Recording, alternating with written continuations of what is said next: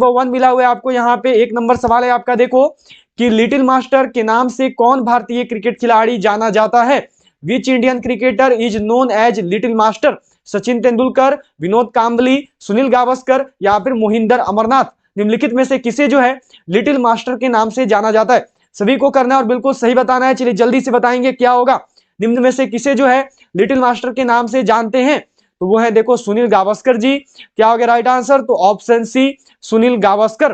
जिन्होंने भी आंसर किया सी को, उन्होंने बिल्कुल सही बताया है। चलो अगला सवाल यहाँ पे आपका देखो, ये दिया हुआ है, क्वेश्चन है आपका कि एशियाई खेलों में स्वर्ण पदक जीतने वाली पहली भारतीय महिला कौन थी? Who was the first Indian woman to win gold medal in Asian Games? Kamaljeet Sandhu, Karnam Malleswari, Saina Nehwal या फिर मैरी कॉम? निम्नलिखित में से वह कौन सी खिलाड़ी है, कौन सी भारतीय महिला है जिनके द्वारा एशियाई खेलों में स्वर्ण पदक पहली बार जीता गया था? सभी को जो है इस क्लास का पीडीएफ टेलीग्राम ग्रुप पर दे दिया जाएगा। टेलीग्राम ग्रुप से जो जुड़ने का लिंक है वो नीचे डिस्क्रिप्शन बॉक्स में है। आप सभी जो है टेलीग्राम ग्रुप को ज्वाइन कर सकते हैं। एशियाई खेलों में स्वर्ण पदक जीतने वाली पहली भारतीय महिला कौन है? तो वो है देखो कमलजीत संधू। क्या हो जाएगा राइट आंसर? तो ऑप्शन ए कमलजीत संधू। जिनका भी आंसर है ए को, उन सभी ने बिल्कुल सही यहाँ पे किया हुआ है। चलो अगले सवाल पे बढ़ेंगे। नेक्स्ट क्वेश्चन आपको यहाँ पे दिया गया है। ये सवाल है देखो कि प्रतिवर्ष विश्व जनसंख्या दिवस निम्न में से किस दिन मनाया जाता है? World population day is celebrated every year on which of the following days? 11 मार्च, 11 जुलाई, 11 अगस्त या फिर 10 जनवरी? निम्नलिखित में से किस दिन जो है प्रतिवर्ष विश्व जनसंख्या दिवस को मनाया जाता है? जल्दी से करेंगे और सभी लोग बताएंगे। चलिए जल्दी से बताइएगा, प्रतिवर्ष जो विश्व जनसंख्या दिवस है यह किस दिन मनाते हैं? तो यह देखो मनाया जाता है 11 जुलाई को। क्या हो जाएगा राइट आंसर? तो ऑप्शन बी 11 जुलाई। चलो नेक्स्ट क्वेश्चन देखेंगे। अगला सवाल यह आपको यहाँ पे दिया हुआ है। देखो अगला सवाल है आपका यहाँ पे कि टेबल टेनिस किस देश का राष्ट्रीय खेल है? Table tennis is the national sports of which country? Scotland, रूस, चीन या फिर ऑस्ट्रेलिया? निम्नलिखित में से वह कौन सा देश है जिसका टेबल टेनिस एक प्रमुख राष्ट्रीय खेल है? सभी लोग करेंगे और बिल्कुल सही बताएंगे। तो चलिए जल्दी से बताइएगा क्या होगा। टेबल टेनिस जो है निम्न में से किस देश का राष्ट्रीय खेल है? तो जो टेबल टेनिस है यह देखो राष्ट्रीय खेल है चाइना का, यह राष्ट्रीय खेल है चीन का। जिनका भी आंसर है सी को, उन सभी ने बिल्कुल सही किया हुआ है। चलो अगला सवाल यहाँ पे आपको दिया हुआ है। देखो ये सवाल है आपका कि अष्टाध्यायी निम्न में से किसकी रचना है? Ashtadhyayi is the composition of which of the following? Patanjali, Panini, Kautilya या फिर भारद्वाज? निम्न में से किसके द्वारा जो है अष्टाध्यायी की रचना की गई? चलिए सभी लोग करेंगे और बिल्कुल सही बताएंगे। जल्दी से बताइएगा, बिल्कुल सही कीजिएगा। जो अष्टाध्यायी है इसकी रचना किसके द्वारा की गई है? तो जो अष्टाध्यायी है इसकी रचना की है देखो पनिनी ने। जिनका भी आंसर आया हुआ है ऑप्शन बी को, उन सभी ने यहाँ पे बिल्कुल सही बताया है। ध्यान में रखिएगा कि जो आपको पीडीएफ दी जाएगी यहाँ पे बी कर लीजिएगा, ठीक है? थोड़ा सा मिस्टेक हुआ है, यहाँ पे बी होगा।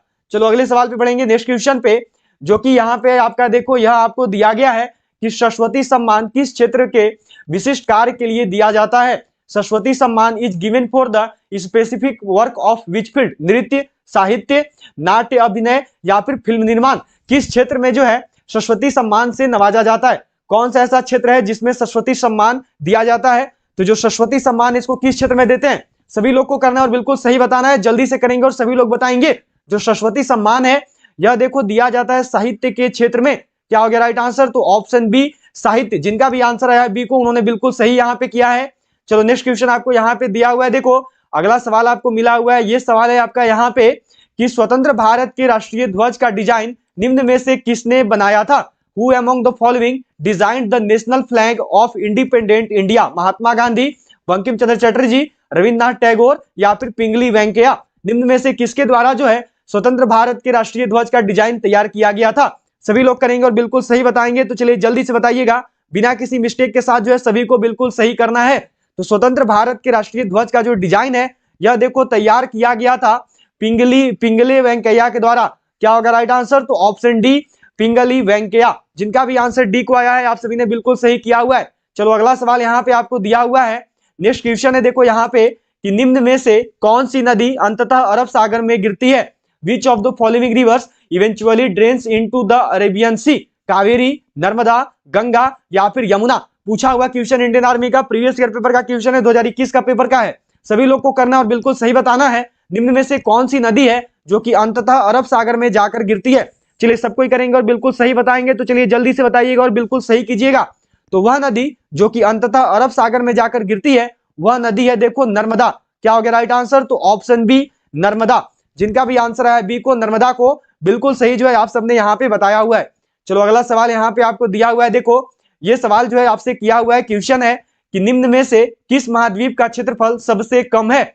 विच of the following continent has the least area? Africa, Asia, Europe या फिर ऑस्ट्रेलिया? निम्न में से वह कौन सा महाद्वीप है जिसका क्षेत्रफल सबसे कम है? सभी को करना और बिल्कुल सही बताना है, तो चलिए जल्दी से करेंगे और बताएंगे।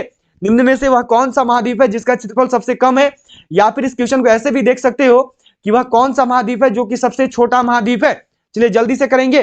तो वह महाद्वीप जो कि सबसे छोटा महाद्वीप है या फिर जिसका क्षेत्रफल सबसे कम है, वो है देखो ऑस्ट्रेलिया। क्या हो गया राइट आंसर? तो ऑप्शन डी ऑस्ट्रेलिया। ठीक है, और यदि आपसे सबसे बड़ा कभी पूछ दे तो सबसे बड़ा में याद रखेंगे एशिया होता है। ठीक है, चलो अगले सवाल पे बढ़ेंगे। नेक्स्ट क्वेश्चन आपको यहाँ पे दिया हुआ है, ये सवाल है देखो, अंतरराष्ट्रीय तिथि रेखा कहलाता है? What is the international date line called? 0 degree अक्षांश, 0 डिग्री देशांतर, 66 इंटीजर 1/2 डिग्री अक्षांश या फिर 180 डिग्री देशांतर? जो अंतरराष्ट्रीय तिथि रेखा है यह निम्न में से किसको बोला जाता है? सभी लोग करेंगे और बिल्कुल सही बताएंगे, तो चलिए जल्दी से बताइएगा और बिना किसी मिस्टेक के साथ अपना अपना आंसर बताइएगा। तो अंतरराष्ट्रीय तिथि रेखा जो है यह देखो 180 डिग्री देशांतर, यह जो है 180 डिग्री लॉन्गिट्यूड को बोलते हैं। क्या हो गया राइट आंसर? तो ऑप्शन डी 180 डिग्री देशांतर। चलिए अगला सवाल यहाँ पे आपको दिया हुआ है, ये सवाल देखो आपसे यहाँ पे किया हुआ है। नेक्स्ट क्वेश्चन आपको दिया गया है, ये है देखो कि भारत में रेलवे तंत्र कब स्थापित किया गया था? When was the railway system established in India? 1969, 1753, 1953 या फिर 1853? भारत में जो रेलवे तंत्र है इसको कब स्थापित किया गया था? सभी लोग करेंगे और बिल्कुल सही बताएंगे, किसी से भी जो है मिस्टेक नहीं आनी चाहिए, सभी की आंसर बिल्कुल सही होनी चाहिए। चलो जल्दी से करोगे और सभी लोग बताओगे क्या होगा यहाँ पे। तो भारत में जो रेलवे तंत्र है यह देखो स्थापित किया गया था कब? तो यह स्थापित किया गया था 1853 में। क्या हो गया राइट आंसर? तो ऑप्शन डी। एक चीज सबको ध्यान में रखना, पूछा जाता है कि फादर ऑफ इंडियन रेलवे कौन है? ठीक है, क्वेश्चन आता है यहाँ पे आपका कि फादर ऑफ इंडियन रेलवे, भारतीय रेलवे के पिता के रूप में किसे जाना जाता है? फादर ऑफ इंडियन रेलवे जो है यह देखो किसको बोलते हैं? तो ये सबको याद रखेंगे, ये जो है बोला जाता है देखो लॉर्ड डलहौजी को।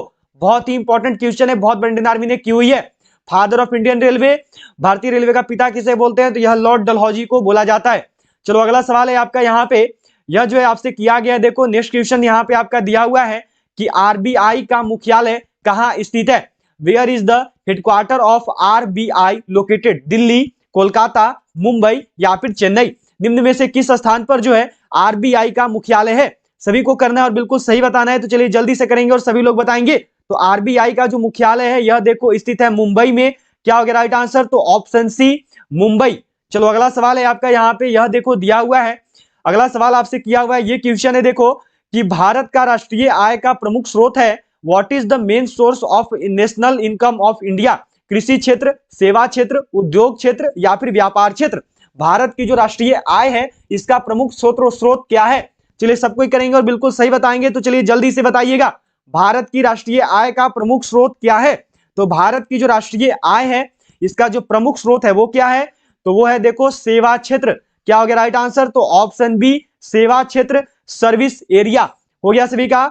चलो नेक्स्ट क्वेश्चन यहाँ पे आपको देखेंगे, टैक्स के रूप में जो सबसे ज्यादा भारत की राष्ट्रीय आय का स्रोत है। ठीक है, चलो नेक्स्ट क्वेश्चन आपको यहाँ पे दिया हुआ है, ये सवाल है देखो, ये सवाल आपसे किया हुआ है कि वर्तमान में भारतीय नागरिकों को कितने मौलिक अधिकार प्राप्त हैं?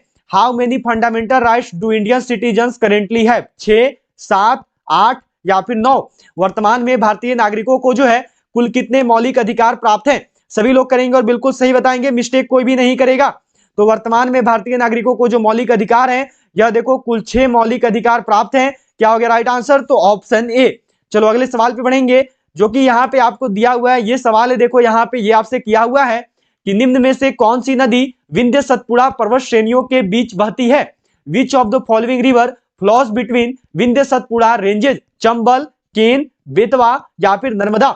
निम्न में से वह कौन सी नदी है जो कि विंध्य और सतपुड़ा पर्वत श्रेणियों के बीच बहती है? सबको करना है और बिल्कुल सही बताना है, बिल्कुल जल्दी से करेंगे और सही बताएंगे।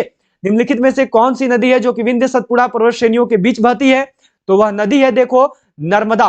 क्या हो गया राइट आंसर? तो ऑप्शन डी नर्मदा। चलो जीके के जो है 15 क्वेश्चन आपके हो चुके हैं। अब जो हम लोग आगे बढ़ेंगे जीएस के क्वेश्चन की ओर। 16 नंबर सवाल आपका यहां से स्टार्ट हो रहा है। यह देखो आपको दिया गया है कि मानव शरीर की किस ग्रंथि को मास्टर ग्रंथि कहा जाता है? Which gland of human body is called master gland, अग्नाशय है या फिर O2 या फिर पीयूष, इसी को पिट्यूटरी ग्लैंड भी लिखते हैं या फिर पलीहा। चलिए सबको बताएंगे क्या होगा, मानव शरीर की वह कौन सी ग्रंथि है जिसको कि मास्टर ग्रंथि के नाम से भी जाना जाता है। तो मानव शरीर की वह ग्रंथि कौन सी है बताएंगे सभी लोग करेंगे। मानव शरीर की वह ग्रंथि जिसको मास्टर ग्रंथि भी बोलते हैं वो है देखो पीयूष ग्रंथि, जिसको कि पिट्यूटरी ग्लैंड भी बोलते हैं। क्या हो गया राइट आंसर, तो ऑप्शन सी हो गया सभी का। चलो अगले सवाल पे बढ़ेंगे। अगला सवाल है आपका, देखो यहाँ पे ये आपको दिया हुआ है, क्वेश्चन है आपका, क्वेश्चन क्या है कि इंसुलिन है एक प्रकार का, इज इंसुलिन अ टाइप, नमक, हार्मोन, एंजाइम या फिर विटामिन। इंसुलिन जो है क्या है, सभी को करना और बिल्कुल सही बताना है और जल्दी से बताएंगे क्या होगा। इंसुलिन जो है क्या है, तो जो इंसुलिन है क्या होगा, देखो जिन्होंने भी अभी तक भी क्लास को लाइक नहीं किया सभी जरूर लाइक बटन प्रेस करिए, उसके साथ साथ सभी जल्दी से शेयर करेंगे अपने और भी फ्रेंड्स के साथ, और जिन्होंने अभी तक भी चैनल को सब्सक्राइब नहीं किया है वो सभी जो है चैनल को सब्सक्राइब करके बेल आइकन को ऑल पे जल्दी से सेट कर देंगे। तो इंसुलिन जो है यह देखो एक प्रकार का हार्मोन है। क्या हो गया राइट आंसर, तो ऑप्शन बी हार्मोन हो गया सभी का। चलो नेक्स्ट क्वेश्चन आपको यहाँ पे दिया हुआ है, ये सवाल आपसे किया हुआ है, देखो ये क्वेश्चन है आपका यहाँ पे कि नेत्रदान में आंख का कौन सा भाग प्रयुक्त किया जाता है, which part of the I is used in I donation, retina, cornea, नेत्र लेंस या फिर संपूर्ण आंख। नेत्रदान में जो आंख है, आंख का कौन सा भाग प्रयोग होता है, सभी लोग को करना है और बिल्कुल सही बताना है और जल्दी से बताएंगे। नेत्रदान में जो है आंख का कौन सा भाग प्रयोग में लाया जाता है, तो जो नेत्रदान है इसमें देखो आंख का कौन सा भाग प्रयोग करते हैं, तो यह भाग है आपका कॉर्निया। क्या हो गया राइट आंसर, तो ऑप्शन बी कॉर्निया। चलो अगले सवाल पे बढ़ेंगे। नेक्स्ट क्वेश्चन आपका यहाँ पे देखो, यह आपको दिया हुआ है, अगला क्वेश्चन है कि सामान्य मानव शरीर का तापमान होता है, what is the normal human body temperature, 98.4 degree Fahrenheit, 98 degree Fahrenheit या फिर 98.8 डिग्री फ़ारेनहाइट या फिर डी में है नन ऑफ दिस।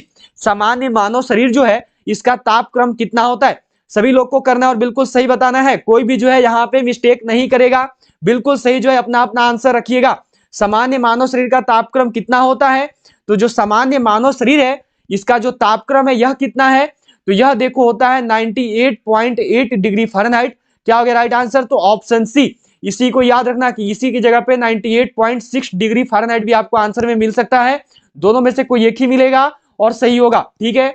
चलो नेक्स्ट क्वेश्चन देखेंगे। अगला सवाल ये है आपका, यहाँ पे देखो अगला सवाल आपको दिया हुआ है, क्वेश्चन है कि विटामिन शब्द किसने प्रतिपादित किया, who coined the term vitamin, Mendel, Pasteur, Funk या फिर लिनेक। निम्न में से किसके द्वारा जो है विटामिन शब्द का प्रयोग किया गया, विटामिन शब्द को किसने दिया था। 20 नंबर सवाल है आपका, सभी का आंसर आना चाहिए और बिल्कुल सही आना चाहिए। चलिए जल्दी से बताएंगे क्या होगा यहाँ पे, तो विटामिन शब्द जो है यह देखो दिया गया फंक के द्वारा। क्या होगा राइट आंसर, तो ऑप्शन सी फंक। चलो नेक्स्ट क्वेश्चन देखेंगे। अगला सवाल यहाँ पे आपको मिला हुआ है, ये सवाल है देखो, क्वेश्चन किया गया है कि प्लेग किससे होता है, किसमें फैलता है, व्हाट स्प्रेड्स द प्लेग, जीवाणु, प्रोटोजोआ, विषाणु या फिर इनमें सभी। जो प्लेग है यह किसके कारण फैलता है, जो प्लेग है यह किसके वजह से होता है, सभी लोग आंसर करेंगे और बिल्कुल सही बताएंगे, कोई भी जो है यहाँ पे मिस्टेक नहीं करेगा। चलिए जल्दी से अपना अपना आंसर रखिएगा क्या होगा। तो प्लेग जो है यह देखो फैलता है किसकी वजह से, तो यह फैलता है आपका जीवाणुओं की वजह से। जिनका भी आंसर है ऑप्शन ए को, जीवाणु को, उन सब ने यहाँ पे बिल्कुल सही किया है। चलो अगला सवाल दिया हुआ है देखो आपका, नेक्स्ट क्वेश्चन आपको यहाँ पे मिला हुआ है, ये है कि निम्न में से कौन सा एक कीटनाशक है, which of the following is an insecticide. क्या होगा यहाँ पे, डीडीटी, टीएनटी, एचसीएल या फिर वीसीआर। निम्न में से कौन सा है जो कि एक प्रकार का इंसेक्टिसाइड है, बताएंगे सभी लोग कौन सा जो एक प्रकार का कीटनाशक है।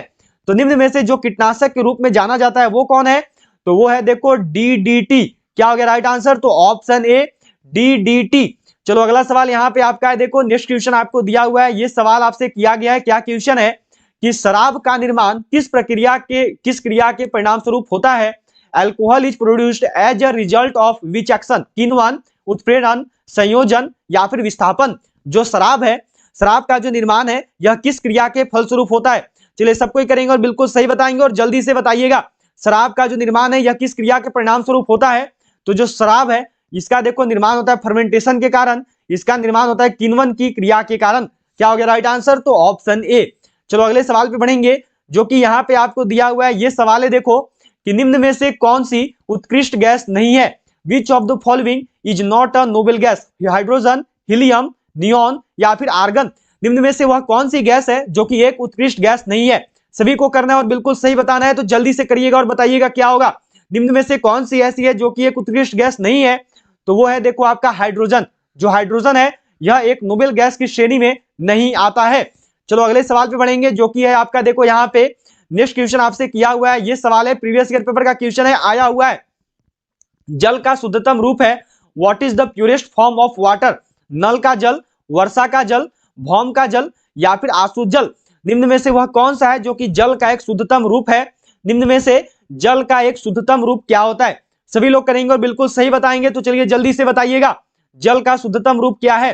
तो प्योरेस्ट फॉर्म ऑफ वाटर जो है वह देखो रेन वाटर है। क्या हो गया राइट आंसर? तो ऑप्शन बी वर्षा का जल।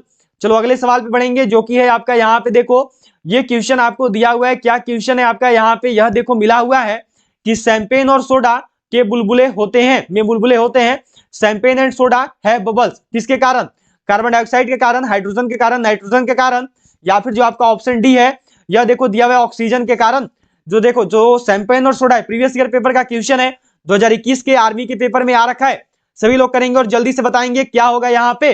तो शैंपेन और सोडा में जो बुलबुले हैं यह देखो किसके कारण बनते हैं? तो यह बनते हैं CO2, यह बनते हैं कार्बन डाइऑक्साइड की वजह से। क्या हो गया राइट आंसर? तो ऑप्शन ए। चलो अगले सवाल पे बढ़ेंगे, जो कि है आपका यहाँ पे यह देखो दिया गया है कि कार्बन का शुद्ध रूप क्या है? What is the pure form of carbon? हीरा, ग्रेफाइट, चारकोल या फिर फ्लोरीन? निम्न में से कार्बन का शुद्ध रूप क्या होता है? सभी लोग करेंगे और बिल्कुल सही बताएंगे, तो चलिए जल्दी से बताइएगा निम्न में से जो है कार्बन का शुद्ध रूप क्या होता है? तो कार्बन का जो शुद्ध रूप है ना यह है देखो हीरा। क्या हो गया राइट आंसर? तो ऑप्शन ए हीरा, डायमंड। चलो अगले सवाल पे बढ़ेंगे, जो कि यहाँ पे आपको दिया हुआ है, ये क्वेश्चन है। देखो क्या सवाल है आपका यहाँ पे, यह आपसे किया गया है कि जल का घनत्व किस तापमान पर सर्वाधिक होता है? At what temperature is the density of water highest? 0 degree Celsius, 4 degree Fahrenheit, 4 degree kelvin या फिर 4 डिग्री सेल्सियस? जो जल का जो घनत्व है यह किस तापमान पर सर्वाधिक होता है? सभी लोग को करना है और बिल्कुल सही बताना है, किसी से भी जो है यहाँ पे मिस्टेक नहीं होनी चाहिए, जल्दी से करेंगे। तो जल का जो घनत्व है यह देखो अधिकतम होता है ये देखो अधिकतम होता है कितने पर? तो यह अधिकतम होता है 4 डिग्री सेल्सियस पर। जिनका भी आंसर है ऑप्शन डी, उन सभी ने यहाँ पे बिल्कुल सही किया है। चलो अगले सवाल पे बढ़ेंगे, जो कि आपका देखो यहाँ पे यह आपका सवाल है, 29 नंबर सवाल है कि दूध के घनत्व को किसके द्वारा मापा जाता है? By whom is the density of milk measured? Lactometer, hydrometer, barometer या फिर नेक्स्ट में है आपका हाइग्रोमीटर? निम्न में से किसके द्वारा जो है दूध के घनत्व को मापा जाता है? सभी लोग करेंगे और बिल्कुल सही बताएंगे, तो चलिए जल्दी से करिएगा और बताइएगा क्या होगा। जो दूध का घनत्व है इसको किसके द्वारा मापते हैं? तो दूध का जो घनत्व है इसको देखो मापा जाता है लैक्टोमीटर के द्वारा। क्या हो गया राइट आंसर? तो ऑप्शन ए लैक्टोमीटर। चलो नेक्स्ट क्वेश्चन आपका यहाँ पे दिया हुआ है, देखो 30 नंबर सवाल है और साइंस सेक्शन का आखिरी क्वेश्चन है, इसके बाद आपका मैथ शुरू हो जाएगा। इंद्रधनुष कितने रंग दिखाता है? How many colours does a rainbow show? 7, 10, 12 या फिर 5? एक इंद्रधनुष जो है यह कितने रंग दिखाता है? सभी को करना और बिल्कुल सही बताना है, तो चलिए जल्दी से बताइएगा क्या होगा। जिन्होंने अभी तक भी क्लास को शेयर नहीं किया है सभी जरूर शेयर करेंगे अपने और फ्रेंड्स के साथ, उसके साथ साथ सभी लाइक बटन जरूर प्रेस कर दीजिएगा। और जिन्होंने अभी तक भी चैनल को सब्सक्राइब नहीं किया है वो सभी जो है चैनल को सब्सक्राइब करके जल्दी से बेल आइकन को ऑल पे सेट कर देंगे। तो इंद्रधनुष जो है यह देखो कुल 7 रंग दिखाता है। क्या हो गया राइट आंसर? तो ऑप्शन ए 7। चलो अब जो है यहां से आपका मैथ शुरू हो जाएगा। 31 नंबर सवाल है आपका, यह देखो यहाँ पे दिया हुआ है, क्या क्वेश्चन है यहाँ पे देखो आपका कि एक 250 मीटर लंबी रेलगाड़ी एक सिग्नल के खंबे को 15 सेकंड में पार करती है, रेलगाड़ी की चाल कितनी है? रेलगाड़ी की चाल जो आपको किलोमीटर प्रति घंटे में बताना है, ठीक है। तो हम लोग को क्या निकालना, हम लोग को यहाँ पे चाल निकालनी है, ठीक है। चाल बराबर फॉर्मूला क्या होता है? तो चाल बराबर फॉर्मूला होता है दूरी बटा समय, ठीक है। 250 मीटर दूरी है, समय ले रहा है 15 सेकंड का, मतलब कि ये हो गया देखो दूरी बटा में समय, ठीक है। लेकिन एक चीज यहाँ पे याद रखेंगे, हम लोग अभी जो है ये मीटर प्रति सेकंड में, ठीक है, और हमें आंसर करना है किलोमीटर प्रति घंटे में, तो इसको जो है किलोमीटर प्रति घंटे में बदलेंगे। किलोमीटर प्रति घंटे में बदलने के लिए जो है देखो हमें 18/5 से गुना करना पड़ता है। अब जो है ये आपका बन जाएगा किलोमीटर प्रति घंटा। यहां तक सबका हो गया ना। इसको कट करते हैं, ठीक है। 5 से जो है यह देखो कट जाएगा 50 बार में, फिर इसको कट करो 5 से 3 बार में, और ये कट गए 10 बार में। 3 से जो है ये आपका कट होगा 6 टर्म में। तो राइट आंसर कितना आ गया? तो ये आ गया देखो 10 × 6 किलोमीटर पर आवर, मतलब कि राइट आंसर क्या है? तो यह देखो आपका 60 किलोमीटर पर आवर। क्या हो जाएगा राइट आंसर? तो इसका जो राइट आंसर है वो होगा ऑप्शन बी। जिन्होंने भी आंसर किया है बी को, आप सभी ने बिल्कुल सही बताया हुआ है। चलो अगले सवाल पे बढ़ेंगे। अगला सवाल है आपका यहाँ पे, ये देखो आपको दिया गया है कि एक नाव धारा की दिशा में 8 किलोमीटर दूरी 1 घंटे में तय करती है तथा धारा के विपरीत 2 किलोमीटर दूरी 1 घंटे में तय करती है, धारा का वेग कितना है। ठीक है, ये जो आपसे यहाँ पे क्वेश्चन दिया गया है। तो पहले क्या करेंगे, पहले जो है ना हम लोग धारा की दिशा में चाल निकालेंगे। ठीक है, धारा की दिशा में चाल। ठीक है, तो जो धारा की दिशा में चाल होती है उसको x लिखते हैं। ठीक है, x इक्वल टू कितना हो गया, देखो चाल बराबर क्या होता है, दूरी बटा समय। दूरी है 8 किलोमीटर, समय ले रहा है 1 घंटा, तो ये हो गया देखो आपका 8/1, मतलब कि ये कितना हो गया, तो ये हो गया आपका 8 किलोमीटर प्रति घंटा। ठीक है, अब क्या होगा, तो आपका धारा की विपरीत दिशा में चाल। ठीक है, अब जो है क्या निकालेंगे, तो अब जो धारा की विपरीत दिशा में चाल निकालेंगे, इसको देखो डिकोड करते हैं y से। ठीक है, क्या हो गया चाल बराबर, तो ये होता है दूरी बटा में समय। तो दूरी है 2 किलोमीटर का, बटा में समय हो गया 1, मतलब कि चाल इसका कितना हो गया, तो इसका भी जो चाल है वो हो गया 2 किलोमीटर प्रति घंटे। आपसे क्या पूछा, आपसे पूछा है धारा का वेग, स्पीड ऑफ द, यहाँ पे देखो ये थोड़ी सी इंग्लिश वाली मिस्टेक हुई थी, इंग्लिश पे ध्यान नहीं देंगे आप सब। चलिए बताइएगा क्या होगा, धारा का वेग।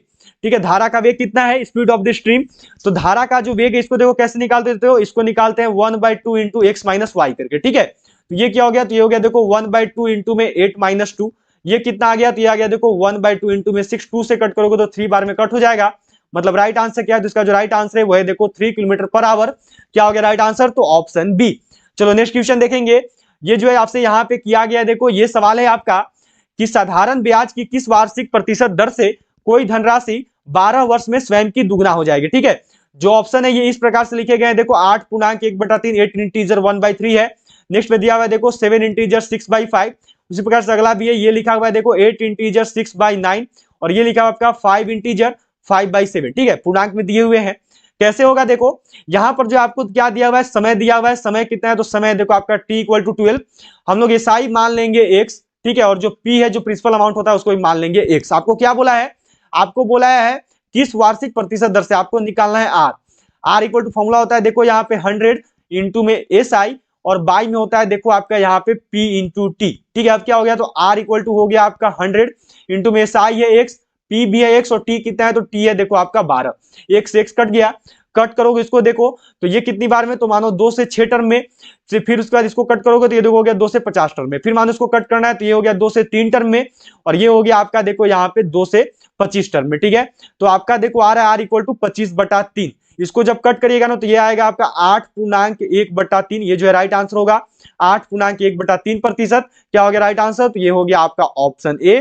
क्या हो जाएगा आंसर, तो ऑप्शन ए हो गया सभी का। चलो नेक्स्ट क्वेश्चन देखेंगे, अगला सवाल ये जो है आपको यहाँ पे दिया हुआ है, देखो ये सवाल मिला हुआ है आपका यहाँ पे, ये क्वेश्चन जो है आपसे किया हुआ है देखो कि एक पहिया का व्यास 1.26 मीटर है, ये एक चक्कर लगाने में यह कितनी दूरी तय करेगा। ठीक है, ये जो है आपको यहाँ पे क्वेश्चन दिया हुआ है, एक चक्कर लगा रहा है, मतलब कि वो जो है पूरा का पूरा एक परिधि घूम जा रहा है। ठीक है, तो यहाँ पे इसका क्या हो गया, ये परिधि हो गया। ठीक है, जो आपका पहिया है वो कैसा होता है, तो वो वृत्ताकार होता है, मतलब कि वृत्त का परिधि। ठीक है, वृत्त का परिधि ये कितना होता है, तो ये होता है देखो 2πr। ठीक है, यहाँ पे अब देखो पाई को एक तरफ ला लो, और इसको इतना लिख सकते हैं कि नहीं, पाई इंटू 2r, इतना तो लिख ही सकते हैं। यदि इस प्रकार से फॉर्मूला है तो पाई इंटू 2r इतना भी लिख सकते हैं इसको।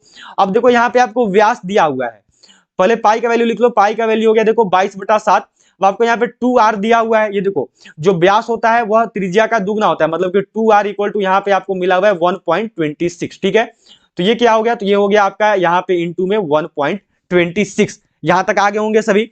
अब जब इनको मल्टीप्लाई करोगे ना तो क्या होगा राइट आंसर, तो इनको जब मल्टीप्लाई करोगे तो ये देखो यहाँ पे आपका आ जाएगा, टोटल मल्टीप्लाई करने पे 3.96। ठीक है, ये हो गया यहाँ पे आपका कितना आया, तो आपका यहाँ पे आ गया देखो 3.96। अब क्या बोला कि 500 चक्कर लगाने में यह कितनी दूरी तय करेगा, तो कुछ नहीं, यहाँ पे आपको निकालना है देखो 500 चक्कर का, तो इसको कर दो मल्टीप्लाई 3.96 इंटू में कर दो 500 से, ये डेसिमल हटाएगा तो नीचे आ गया आपका 100, ये 2 जीरो से ये 2 जीरो कट गए, मतलब कि आपका हो गया देखो 396 गुना में 5। जब 396 गुना 5 करोगे तो कितना आएगा, तो ये आ गया देखो आपका 1980। क्या हो जाएगा राइट आंसर, तो ये है 1980 मीटर। क्या हो गया आंसर, तो ऑप्शन बी 1980 मीटर हो गया सभी का। चलो अगले सवाल पे बढ़ेंगे, जो कि यहाँ पे आपको दिया हुआ है, ये सवाल है देखो आपका, देखो कि एक व्यक्ति ए से बी तक 60 किलोमीटर प्रति घंटे की गति से जाता है तथा बी से ए तक 40 किलोमीटर प्रति घंटे की गति से लौटता है। संपूर्ण यात्रा के लिए औसत गति कितनी है। ठीक है, आपको एवरेज स्पीड बताना है, तो औसत गति ये देखो, ये जो है आपको x बोलते हैं इसको, और इसको जो है y बोलते हैं। ठीक है, जो जिधर जाने का हो गया वो x, वो लौटने वाले को y बोलते हैं। x इक्वल टू कितना है, तो ये हो गया देखो आपका 60 किलोमीटर पर आवर। ठीक है। y इक्वल टू कितना है, तो y इक्वल टू हो गया देखो आपका 40 किलोमीटर पर आवर। ठीक है। फॉर्मूला क्या होता है औसत गति का, तो औसत गति का देखो फॉर्मूला होता है 2 इंटू एक्स वाई, बाई में होता है आपका देखो x प्लस वाई। ठीक है। 2 इंटू में x कितना है, तो यह है देखो 60, इंटू में y कितना है, तो यह है आपका 40, बाई में क्या आ गया x प्लस वाई, मतलब कि 60 और 40 कितना हो गया, तो ये हो गया आपका 100। ये देखो दो जीरो से जो है दो जीरो कट जाएंगे, तो 2 छक 12 और फिर 12 चौक कितना हो गया, तो ये हो गया 48, मतलब कि राइट आंसर क्या होगा, तो ये हो गया देखो 48 किलोमीटर प्रति घंटे। क्या हो गया राइट आंसर, तो ये है आपका ऑप्शन बी हो गया सभी का यहाँ पे। चलो नेक्स्ट क्वेश्चन देखेंगे, अगला सवाल यह जो है आपका यहाँ पे दिया हुआ है, देखो नेक्स्ट क्वेश्चन है आपका यहाँ पे, अगला सवाल है आपको देखो यह मिला हुआ है कि एक बेलन के आधार का व्यास 42 सेंटीमीटर है तथा इसके वक्र पृष्ठीय क्षेत्रफल 1320 सेंटीमीटर स्क्वायर है। एक इस बेलन की ऊंचाई कितनी है, ये जो आपको यहाँ पे एच बताना है। ठीक है। आपको देखो व्यास दिया हुआ है, व्यास इक्वल टू हो गया डी, डी इक्वल टू हो गया 42, आर निकाल लो तो आर हो गया आपका 42 बाई में 2 कट करोगे तो आ जाएगा आपका 21 सेंटीमीटर। ठीक है। आपने आर निकाल लिया। अब क्या बोला है, तो आपको देखो यहाँ पे बोला हुआ है वक्र पृष्ठीय क्षेत्रफल। वक्र पृष्ठीय क्षेत्रफल कितना है, तो ये है देखो आपका 1320। वक्र पृष्ठीय क्षेत्रफल का फॉर्मूला होता है देखो 2 pi R H, 2 pi R H equal to हो गया आपका 1320। अब क्या हो गया, तो ये हो गया देखो 2 pi R H equal to 2 into 22/7, into में आर कितना है, तो आर है आपका 21 और इंटू में एच आपको पता नहीं तो हो गया एच, और इक्वल टू में यहाँ पे आपका रहेगा 1320। यहां तक सबको आगे होंगे। 7 से देखो ये जो आपका 3 बार में कट जाएगा। ठीक है। कितना आ गया, तो ये आ गया देखो आपका 22 दूनी 44, 44 गुना 3 करेगा तो हो गया आपका 132। तो ये हो गया देखो आपका 132 गुना एच और बराबर में हो गया यहाँ पे 1320। ठीक है। अब एच इक्वल टू करोगे तो क्या हो गया, तो ये हो गया आपका देखो 1320 बटा में 132, कट करोगे तो आ गया 10, मतलब कि एच इक्वल टू क्या है, तो एच इक्वल टू है आपका 10 सेंटीमीटर। क्या हो गया राइट आंसर, तो इसका जो राइट आंसर है वो हो गया ऑप्शन सी। आ गया सभी का। चलो अगले सवाल पे बढ़ेंगे। अगला सवाल है आपका यहाँ पे देखो, यह जो है आपको दिया हुआ है, नेक्स्ट क्वेश्चन है आपका यहाँ पे, यह आपको मिला हुआ है कि दो नल एक टंकी को क्रमशः 2 घंटे तथा 3 घंटे में भर देते हैं। यदि दोनों नल एक साथ खोल दिए जाएं तो टंकी भरने में कितना समय लगेगा, ये जो है आपको यहाँ पे क्वेश्चन दिया हुआ है। सबसे देखो ये ए हो गया। ठीक है। मैंने आपको हमेशा बोला ये ए हो जाता है, ये बी हो जाता है। ए कितना है, तो ए हो गया 2 आवर, बी कितना है, तो बी हो गया देखो 3 आवर। ठीक है। जब भी दोनों को साथ में मिलकर बोले तो फॉर्मूला क्या होता है, तो फॉर्मूला आप सबको पता है, वो हम लोग सिंपल सा फॉर्मूला लगा देते हैं, ए इंटू बी बाई में ए प्लस बी। तो ये कितना हो गया, तो ये हो गया 2 गुना 3 बटा में हो गया देखो 2 प्लस 3। ठीक है। ये कितना आ गया, तो ये आ गया आपका 6 बटा 5। कितना आ रहा है आपका, तो आपका यहाँ पे आ रहा है 6 बटा 5 घंटा। ठीक है। इसको मिनट में बदल लो पहले, तो ये हो गया देखो 6 बटा 5 गुना मिनट में बदलोगे तो मिनट में बदलने के लिए क्या करना होगा, तो 60 से जो है गुना करना पड़ेगा। ठीक है। 5 से जो 60 है देखो 12 बार में कट हो जाएगा, तो कितना आ रहा है, तो हो गया 12 छक 72, मतलब कि आपका आ रहा है देखो 72 मिनट। अब जो 72 मिनट है इसको देखो यहाँ पे हम 1 घंटा लिख सकते हैं। ठीक है। अब आपका 60 मिनट इसमें से खत्म हो गया और बचा 12 मिनट, मतलब कि राइट आंसर क्या आएगा, तो ये आएगा 1 घंटा 12 मिनट। क्या हो जाएगा राइट आंसर, तो ये है आपका ऑप्शन सी। जिनका भी आंसर सी आया आप सबने बिल्कुल सही किया हुआ है। चलो अगले सवाल पे बढ़ेंगे। नेक्स्ट क्वेश्चन है आपका यहाँ पे देखो, यह दिया गया है कि दो संख्याएं 2:3 के अनुपात में है, इनका गुणनफल 96 है, इनका योगफल कितना होगा। ठीक है। हम लोगों ने क्या करना है, तो माना वो संख्याएं कितनी कितनी है, तो माना जो संख्या है वो मानो हो गई एक 2x और एक हो गई 3x। ठीक है। इनका गुणनफल मतलब कि हो गया आपका 2x into 3x equal to में आ गया 96। ये हो गया देखो 6x स्क्वायर इक्वल टू हो गया आपका 96, एक्स स्क्वायर करोगे तो ये हो गया 96 बाई में 6। ठीक है। इसको जब कट करोगे ना तो कितनी बार में कट होगा, तो यह हो गया देखो 1 और नेक्स्ट में आपका बचा 3 और 6, तो ये कितना बार में जाएगा, तो जल्दी से करेंगे और सभी लोग करेंगे। यहाँ पे क्या होगा राइट आंसर, बिल्कुल सही जो है सभी को करना है, तो ये देखो हो गया 16 बार में। ठीक है। 16 से 96 हो गया। अब x इक्वल टू करोगे तो ये आ गया आपका अंडर रूट में 16, मतलब कि ये हो गया आपका 4, x का वैल्यू आपका 4 आ रहा है।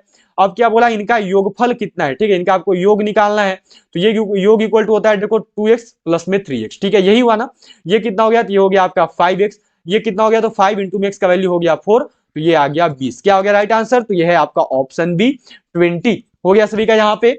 चलो नेक्स्ट क्वेश्चन देखेंगे, अगला सवाल जो कि यहाँ पे आपका दिया हुआ है। देखो ये सवाल किया गया है आपसे कि एक कमरे की 4 दीवारों का क्षेत्रफल 220 वर्ग मीटर है, इसकी चौड़ाई तथा ऊंचाई क्रमशः 8 मीटर तथा 5 मीटर है, कमरे की लंबाई कितनी होगी। ठीक है। आपसे एल पूछा हुआ है, एल कितना आएगा, उसके साथ साथ यहाँ पे देखो आपको बी मिला हुआ है चौड़ाई ब्रेथ जो कि कितना है, तो वो 8 है, एच मिला हुआ है हाइट जो कि कितना है, तो वह 5 है। ठीक है। आपको क्या बोला, 4 दीवारों का क्षेत्रफल। ठीक है। यहाँ पे मैं लिख दे रहा हूं 4 दीवारों का क्षेत्रफल इक्वल टू कितना दिया है, तो वह देखो दिया हुआ है 220। ठीक है। चार दीवारों का जब भी क्षेत्रफल बोले तो एक फॉर्मूला होता है, वो क्या है, तो वो होता है देखो 2 इंटू में L प्लस बी और इंटू में आपका होता है H इक्वल टू कितना हो गया, तो ये हो गया आपका 220। यहां तक लगभग सबको आगे होंगे। अब क्या होगा, तो ये देखो होता है 2 इंटू में L कितना है, तो L देखो आपको पता नहीं है, ठीक है। प्लस में B कितना है, तो B देखो आपको दिया गया ये है 8 इंटू में H कितना हो गया, तो ये हो गया 5 बराबर में हो गया देखो आपका 220, ठीक है यहां तक।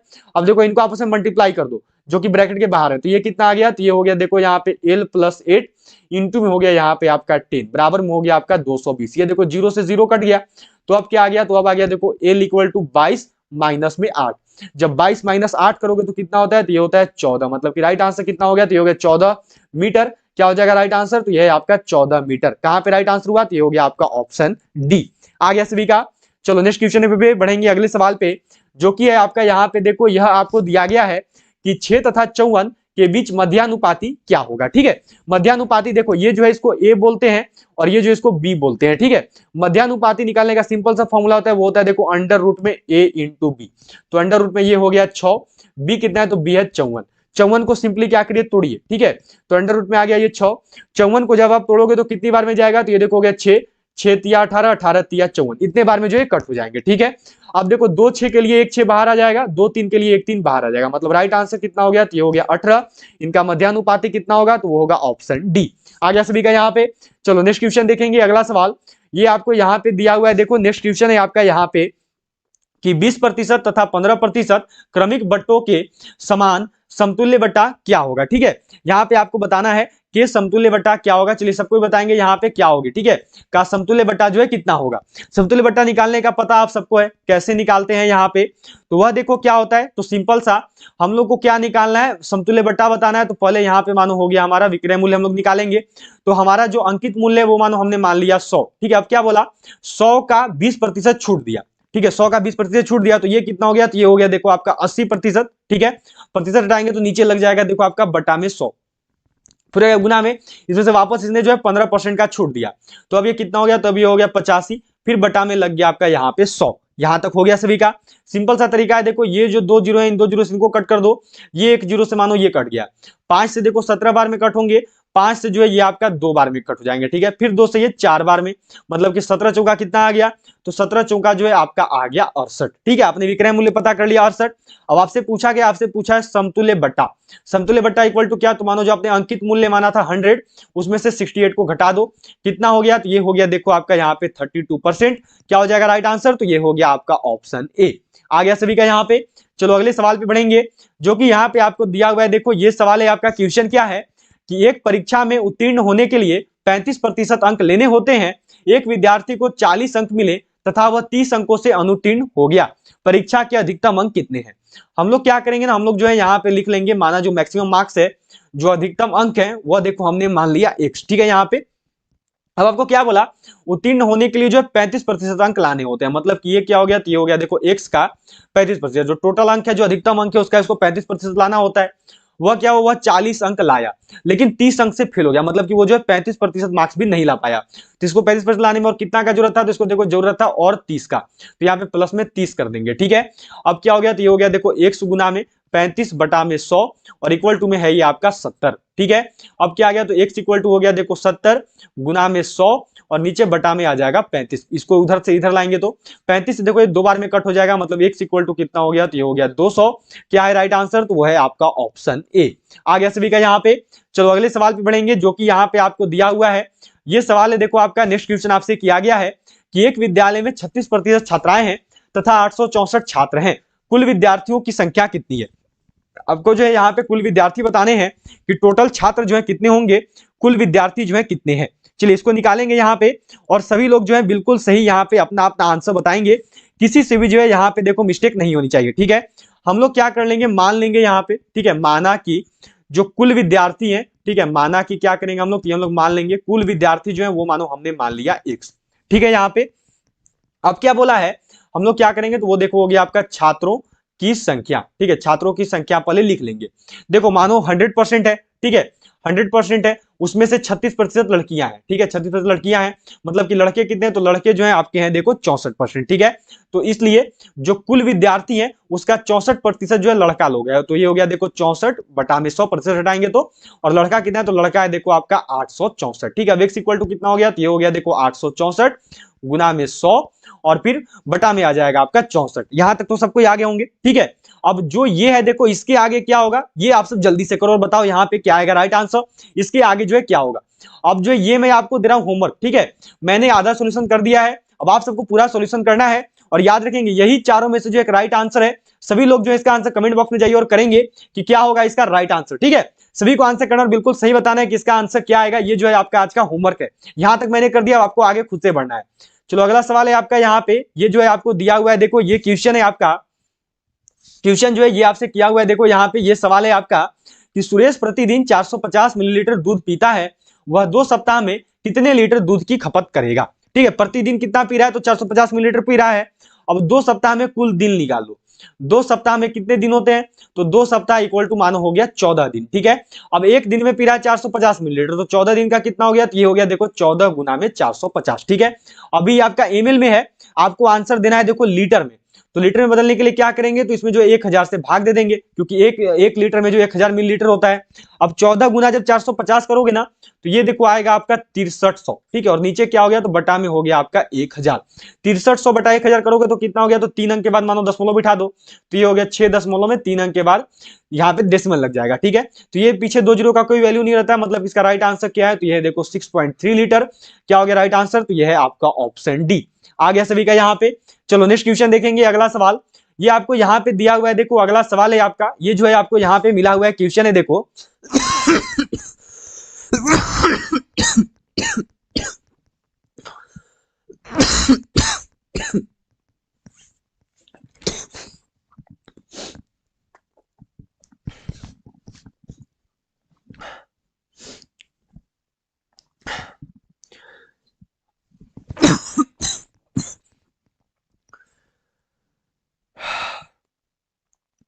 चलो अगला सवाल है आपका कि एक नाव के 10 नाविकों में से 56 किलोग्राम भार वाले व्यक्ति के स्थान पर नया व्यक्ति आने से औसत भार में 800 ग्राम की वृद्धि हो जाती है, नए नाविक का भार कितना है, ये जो है आप सबको यहाँ पे आंसर करना है, ठीक है।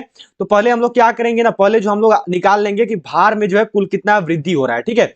भार में वृद्धि पहले पता कर लेंगे, तो देखो क्या है, तो 800 ग्राम है, ग्राम को पहले क्या करना है, केजी में बदल लेना है, ठीक है, क्योंकि आंसर केजी में करना है। तो ये देखो 1000 हो गया, बटा में गुना में आपका क्या आ गया, तो गुना में देखो टोटल कितना लोग बढ़ रहा है, तो टोटल कितना नाविक है, तो टोटल नाविक है देखो 10, ठीक है। यहां तक हो गया सबका। ये देखो ये जीरो से ये जीरो, ये 2 जीरो से जाएंगे, ये 2 जीरो से कट जाएंगे, मतलब कि भार में वृद्धि कितनी हो रही है, तो ये हो रही है देखो 8 केजी की, ठीक है। अब आपसे यहाँ पे क्या बोला, अब से यहाँ पे आपको बताना है नए नाविक का भार, ठीक है, नया नाविक का भार कितना है। तो पहले से देखो कितना था, तो पहले से था 56, यहां तक क्लियर है, पहले से वो लोग 56 केजी का था, 8 और बढ़ जा रहा है, मतलब कि ये कितना आ गया, तो ये है आपका देखो 64 केजी का। क्या हो जाएगा राइट आंसर, तो ये इसका राइट आंसर है देखो ऑप्शन डी 64 केजी हो गया सभी का यहाँ पे। चलो अगले सवाल पे बढ़ेंगे, अगला सवाल जो है यह देखो आपको यहाँ पे दिया गया है, नेक्स्ट क्वेश्चन जो है ये आपसे किया हुआ है, देखो ये सवाल है कि जिस प्रकार अध्ययन का संबंध ज्ञान से है उसी प्रकार कार्य का संबंध से है। As study is related to knowledge in the same way work is related to वेतन, प्रशिक्षण, रोजगार या फिर अनुभव।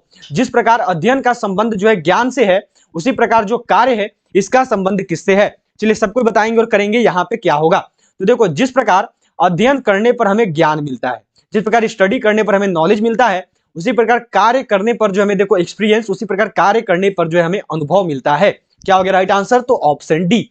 चलो अगले सवाल पे बढ़ेंगे, नेक्स्ट क्वेश्चन है आपका यहाँ पे, ये देखो दिया गया है, क्या सवाल है आपका यहाँ पे, देखो ये जो है आपसे किया गया है कि अगला पद ज्ञात करें, दुख संतावना, सौरो कंसोलेशन, सूखा अकाल, सुखी खुशी उत्तेजना, या फिर देखो ग्रह परिक्रमण, या फिर दर्द सामक। सामक का मतलब देखो दवा भी होता है, याद रखेंगे ये दवा भी है, ठीक है। चलो बताना है, सामक का मतलब याद रखना दवा भी होता है, ठीक है। तो यहाँ पे सामक का मतलब दवा भी समझ सकते हो।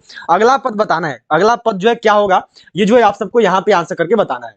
देखिए जिस प्रकार दुख में जो है संतावना दिया जाता है, ठीक है, जब दुख होता है तो दुख पर संतावना देते हैं, सौरों पर जब हम लोग कंसोलेशन करते हैं, उसी प्रकार जब दर्द होती है तो दर्द में दवा दी जाती है। तो क्या हो गया राइट आंसर, तो ये हो गया आपका ऑप्शन डी, दर्द का दवा, दर्द का सामक, ठीक है, सेडेटिव मिलता है। चलिए अगले सवाल पे बढ़ेंगे। ये यहाँ पे अगला सवाल है आपका, देखो कि असमान पदों की पहचान करें, आइडेंटिफाइड द ऑड पोजीशंस। यहाँ पे है देखो इन्वायरमेंट, वातावरण जिसको बोलते हैं एक तरीके से, ठीक है, यहाँ पे मानो लिख दे रहा हूँ वातावरण। अगला सवाल है आपका देखो यहाँ पे मुखौटा, फिर है भीड़, फिर है छिपाना। निम्नलिखित में से कौन सा ऐसा है जो कि आपका असमान है, जिसमें जो है आपको यहाँ पे जो है बताना है, असमान की पहचान जो है आपको यहाँ पे करना है, ठीक है। चलिए सब कुछ बताएंगे क्या होगा यहाँ पे।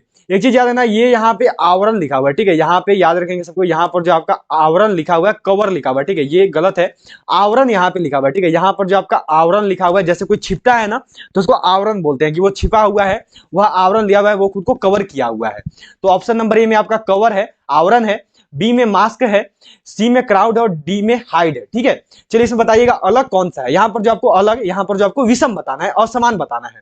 तो देखो यहाँ पर जो विषम है, यहाँ पर जो असमान है ना, वह कौन है, तो वह है आपका भीड़, वह कौन है, तो वह है आपका क्राउड। कैसे ये अलग है, क्योंकि देखो आवरण या फिर इसको बोलते हैं कवर या मास्क या फिर छिपाना, इन सब में कहीं ना कहीं जो है मतलब छिपने से छुपा हुआ है, बचने से छुपा हुआ है, लेकिन जो भीड़ है, क्राउड, ये थोड़ी अलग है, ठीक है। चलो अगले सवाल पे बढ़ेंगे।